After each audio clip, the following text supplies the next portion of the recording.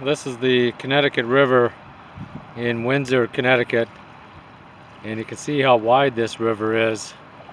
This eventually flows down to the ocean, the Atlantic Ocean, down at Saybrook, Connecticut, where I was when I first started this journey. The reason I wanted to come here to the Connecticut River in Windsor is because Windsor, when it was founded, and even today, is divided by the Connecticut River. So part of the town is on one side of the river and part of the town's on the other.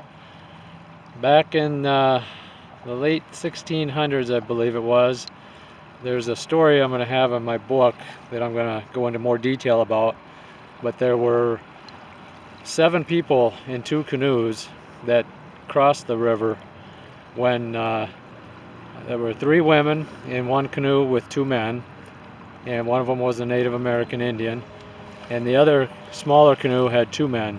And this was in the winter time, and the women were being escorted across the river to help either in childbirth or a woman who was pregnant to check on her. So apparently they were midwives and doing their duty, and the river had ice on it, but they were able to break through the ice for the most part and get across and do their work. And on the way back, the larger canoe with the women capsized in icy water, and one of the men in the canoe that got into the water was able to get onto an ice floe just in time.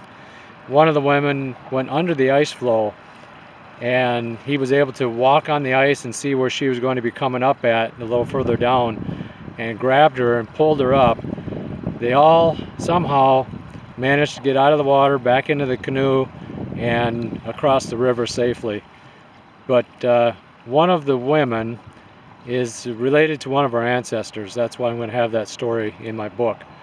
But just wanted to show everybody what the river looks like today, and it probably doesn't look much different here where I'm standing than it did back then.